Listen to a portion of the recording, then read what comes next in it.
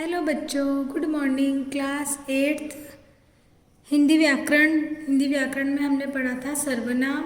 आज हम सर्वनाम चैप्टर के अभ्यास प्रश्न करेंगे जो कि आपके है पेज नंबर 87 पर।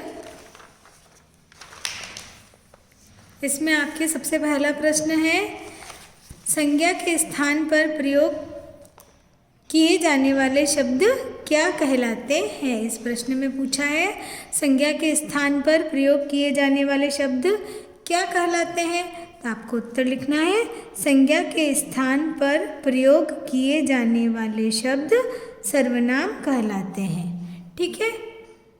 उसके बाद में है आपके प्रश्न नंबर 2, सर्वनाम की परिभाषा लिखते हुए 4 उदाहरण लिखिए। इसमें आपको सर्वनाम की परिभाषा लिखनी है और साथ में 4 उदाहरण लिखने हैं।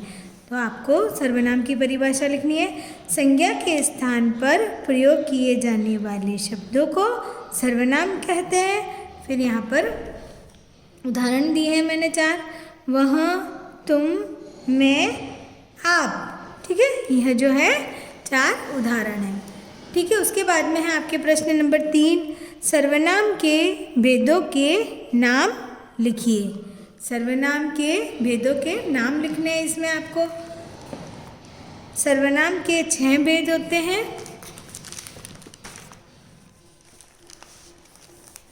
पहला है पुरुषवाचक सर्वनाम, निश्चयवाचक सर्वनाम, अनिश्चयवाचक सर्वनाम, प्रश्नवाचक सर्वनाम, संबंधवाचक सर्वनाम और निजवाचक सर्वनाम। ठीक है, यह भेदों के नाम है।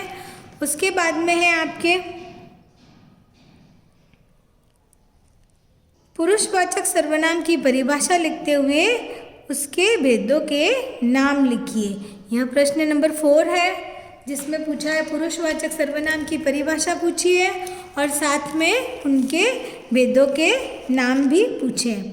तो यहाँ पर है पुरुषवाचक सर्वनाम की परिभाषा, जो सर्वनाम वक्ता बोलने वाला, श्रोता सुनने वाला तथा किसी अन्य के लिए प्रयुक्त होता है उसे पुरुषवाचक सर्वनाम कहते हैं।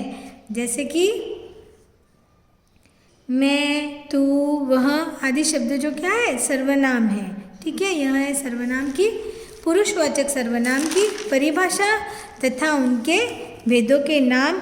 उत्तम पुरुषवाचक, मध्यम पुरुषवाचक तथा अन्य पुरुषवाचक। पुरुषवाचक सर्वनाम के 3 भेद हैं। ठीक है, पुरुषवाचक, उत्तम पुरुषवाचक, मध्यम पुरुषवाचक और अन्य पुरुषवाचक। ठीक है। फिर आपके लास्ट प्रश्न है प्रश्न नंबर 5, निश्चयवाचक एवं अनिश्चयवाचक सर्वनाम में अंतर स्पष्ट कीजिए। इस प्रश्न में पूछा है, निश्चयवाचक सर्वनाम एवं अनिश्चयवाचक सर्वनाम में आपको अंतर बताना है। निश्चयवाचक एवं अनिश्चयवाचक सर्वनाम में अंतर, जिन सर्वनाम शब्दों से किसी निश्चय व्यक्ति वस्तु का बोध होता है वे निश्चयवाचक सर्वनाम कहलाते हैं, जबकि जिन सर्वनाम शब्दों से वस्तु, व्यक्ति, स्थान आदि की निश्चितता का बोध नहीं होता है वे अनिश्चयवाचक सर्वनाम कहलाते हैं। ठीक है, यह 5 प्रश्न हैं जो कि मैंने आपको करवाए हैं। यह आपको कॉपी में करना है। क्लास 8, ठीक है, 1 2 3 4 और यह है 5। ठीक है, यह सर्वनाम चैप्टर के 5 प्रश्न उत्तर जो कि हमने कॉपी में करने हैं। ठीक है, थैंक यू बच्चों।